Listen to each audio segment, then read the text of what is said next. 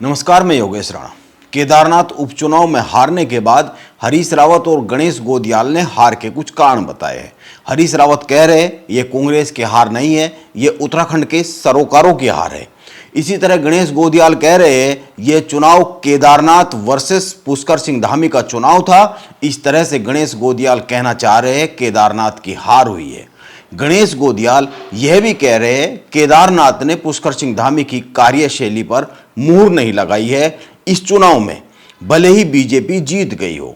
हरीश रावत और गणेश गोदियाल कमाल की बात कर रहे हैं। इन दोनों नेताओं की पूरी बात सुननी चाहिए ताकि यह समझा जा सके कांग्रेस की इस हार का सबसे बड़ा जिम्मेदार कौन है, इस हार का कांग्रेस में गुनहगार कौन है। पहले हरीश रावत की बात सुनाएंगे, इसके बाद गणेश गोदियाल की बात पर आएंगे। केदारनाथ उपचुनाव में उम्मीदवार तय करने से लेकर पूरी चुनावी रणनीति तय करने में हरीश रावत और गणेश गोदियाल ने कांग्रेस के संगठन में किसी की नहीं सुनी। कांग्रेस के प्रदेश अध्यक्ष कर्ण मेहरा की भी नहीं सुनी गई।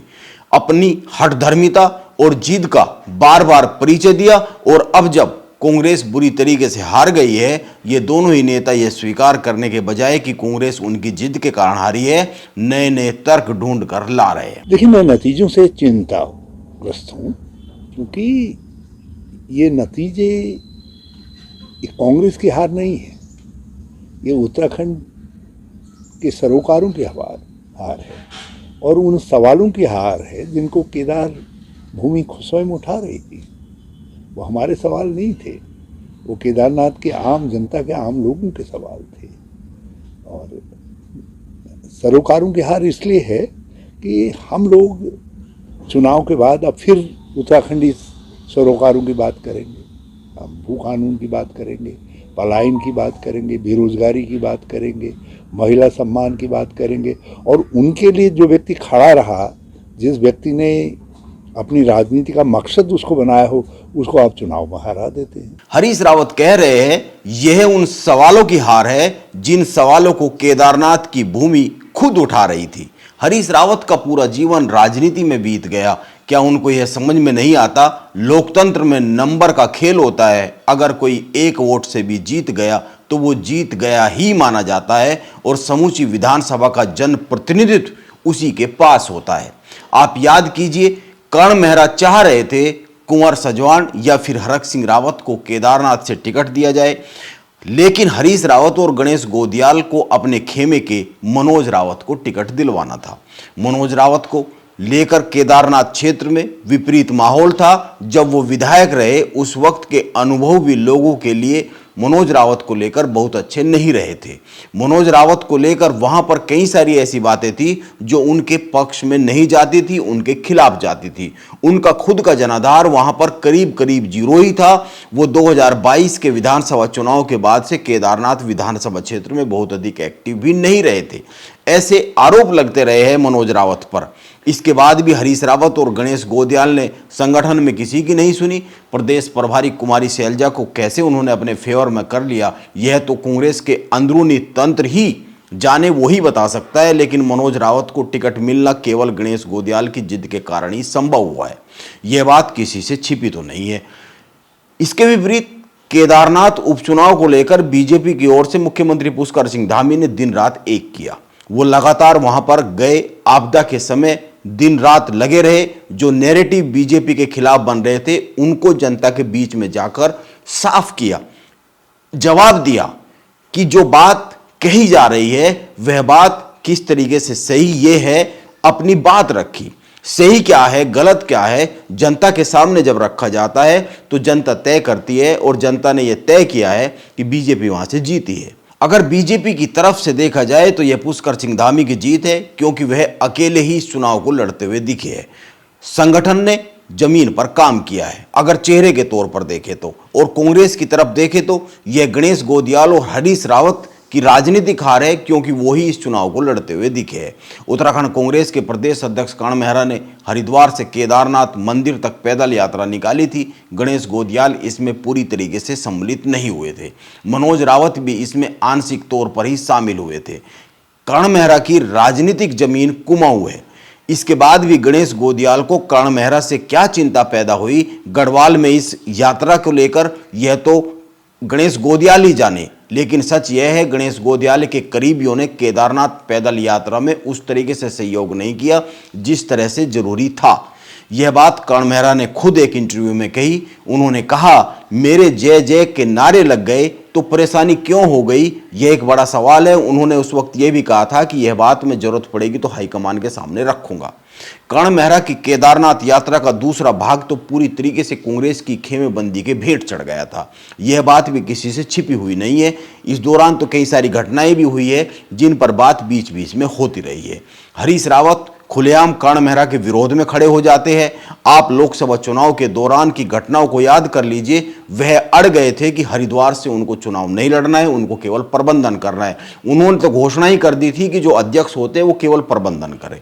और अब हार जाने पर केदारनाथ में हरीश रावत कह रहे हैं यह उत्तराखंड के सरोकारों की हार है। सवाल यह है, क्या हरीश रावत यह कहने की हिम्मत नहीं दिखा पाएंगे? केदारनाथ उपचुनाव में मिली हार गणेश गोदियाल की हठधर्मिता की हार है, क्योंकि गणेश गोदियाल इस बात पर अड़ गए थे कि केदारनाथ में टिकट पर पहला हक मनोज रावत का है, जैसे श्रीनगर में टिकट पर पहला हक उनका खुद का है। टिकट तय करने का यह कौन सा राजनीतिक फार्मूला है? राजनीति में टिकट के लिए लॉजिक काम नहीं करते हैं। अगर किसी क्षेत्र का कोई नेता जीत के लिए जरूरी मानकों पर खरा नहीं उतरता है तो वो भले ही पहली पंक्ति का नेता हो, लेकिन उसको टिकट नहीं दिया जा सकता है। और अगर जीत के मानकों पर कोई दूसरी, तीसरी और चौथी पंक्ति में खड़ा हुआ नेता भी खरा उतरता है तो उसको टिकट दिया जा सकता है। केवल जीत के समीकरण देखे जाते हैं, जो हारता हुआ पहले ही दिखता है उसको टिकट दिया नहीं जाता है। यह चुनाव केदारनाथ विधानसभा वर्सेस पुष्कर धामी का चुनाव था और इस चुनाव में यह नहीं कहा जा सकता कि 53,000 करीब वोट पड़े थे, और यह नहीं कहा जा सकता कि केदारनाथ विधानसभा ने पुष्कर धामी जी की कार्यशैली पर मोहर लगाई है। लेकिन यह कहा जा सकता है कि मुख्य विपक्षी दल होने के साथ साथ हम इस बात को नहीं संभाल पाए कि जो सरकार की नीतियों के खिलाफ जो मत थे उन 33,000 मतों को हम एकजुट रख पाए। लिहाजा ये हमारी कमी है कि हम उन 33,000 वोटों को अपने पक्ष में नहीं रख पाए, और इस 53,000 के वोट में हम 23,000 बीजेपी के मुकाबले करीब 18,000 वोट पाकर पीछे हो गए। तो क्योंकि निश्चित रूप में हमें दुख है इस बात का कि हम लोगों को एकजुट नहीं रख पाए, और जो सरकार के विपक्ष में जो मत थे उन मतों का बिखराव हो गया। लेकिन ये भविष्य के लिए हमारे लिए भी एक सीख है कि इस प्रदेश की राजनीति में जो विपक्ष के वोटों का बिखराव होकर भारतीय जनता पार्टी सत्ता पर काबिज होती है, उसके लिए भी कुछ करने की आवश्यकता है, सोचने की आवश्यकता है। गणेश गोदियाल कह रहे हैं हम विपक्ष के वोटों को एक साथ नहीं ला पाए। यह तो कमाल की बात है। यानी गणेश गोदियाल चाह रहे जहां पर गणेश गोदियाल या फिर उनका कोई चहेता चुनाव लड़े तो वहां पर विपक्ष में कोई और चुनाव ही ना लड़े, अन्य चुनाव मैदान से ही हट जाए, ताकि विपक्ष के वोटों का बिखराव अपने आप ही रुक जाए, सब एक साथ वोट उन्हीं को चले जाए। गणेश गोदियाल कहां पर फैल हुए हैं इसको समझना चाहिए। आप 3 बातों पर ध्यान दीजिए केदारनाथ उपचुनाव को लेकर। पहली बात, बीजेपी के सामने ऐश्वर्या रावत और कुलदीप रावत एक बड़ी चुनौती बन गए जब उनको बीजेपी ने टिकट नहीं दिया, लेकिन मुख्यमंत्री धामी ने इन दोनों को अंतिम दिन आते आते मैनेज किया। दूसरी बात, जब बॉबी पंवार निर्दलीय त्रिभुवन चौहान के समर्थन में केदारनाथ पहुंचे तो यह समझ आना चाहिए था कि त्रिभुवन चौहान एक तीसरी ताकत के तौर पर वहां बन सकते हैं, क्योंकि बॉबी पंवार गढ़वाल में एक राजनीतिक फैक्टर तो बन ही चुके हैं। यह बात लोकसभा के चुनाव में ही साफ हो गई थी, और जो देहरादून में कई सारे आंदोलन प्रदर्शन हो चुके हैं उनसे ही साबित हो ही गई है। मतगणना के वक्त कई बार त्रिभुवन कांग्रेस से आगे दिखे कई सारे क्षेत्रों में। जब मैदान में बॉबी पंवार की एंट्री हुई उस वक्त समीकरण बदल गए थे। बदले समीकरणों को साधने के लिए गणेश गोदियाल ने क्या किया, यह गणेश गोदियाल को खुद से सवाल करना चाहिए। और तीसरी बात, हरीश रावत ने ऐश्वर्या रावत के घर पर जाकर एक इतनी बड़ी राजनीतिक चूक कर दी केदारनाथ के उपचुनाव में कि वह कांग्रेस पर भारी पड़ गई। ऐश्वर्या रावत ने हरीश रावत के अपने घर पर आने की तस्वीरें तक सोशल मीडिया पर शेयर नहीं की थी। अगर कुछ वोट ऐश्वर्या रावत के समर्थक कांग्रेस को दे भी देते नाराजगी के कारण, तो इस घटना के कारण वो एक भी वोट आया नहीं, वो त्रिभुवन को वोट चले गए। हरीश रावत जैसे राजनीति के पुराने खिलाड़ी ऐसी चूक करते हैं तो बहुतों का मानना है कि यह चूक नहीं, जानबूझकर की गई गलती रही होगी। ऐसा कई राजनीतिक पंडितों का मानना है। इतनी बड़ी चूक करने वाले हरीश रावत हार का ठीकरा केदारनाथ में जनता पर फोड़ रहे, और जब हरीश रावत ही दल के बजाय अपने लिए अधिक राजनीतिक चालें चलते हैं तो फिर जनता को कैसे दोषी ठहराया जा सकता है, यह भी बड़ा सवाल है। हरीश रावत पर यह आरोप लगते रहते हैं कि वो व्यक्तिगत राजनीति के लिए चालें चलते हैं, कांग्रेस के लिए नहीं चलते हैं। गणेश गोदियाली एक बात और कह रहे हैं, केदारनाथ की जनता ने धामी की नीतियों पर मुहर नहीं लगाई है इस चुनाव में। लोकतंत्र में अगर एक वोट से भी जीत होती है तो वो जीत ही होती है। केदारनाथ खंड में धामी की नीतियों को पसंद करने वाले कांग्रेस की बातों को मानने वाले से अधिक लोग साबित हुए। इसीलिए केदारनाथ खंड ने धामी की नीतियों पर मोहर ही लगाई है, यह माना जाना चाहिए। और गणेश गोदियाल की राजनीति को नकार दिया है, यह बहुत ही साफ साफ दिख रहा है। अब आखिरी बात, जल्द ही उत्तराखंड में निकाय चुनाव होने वाले।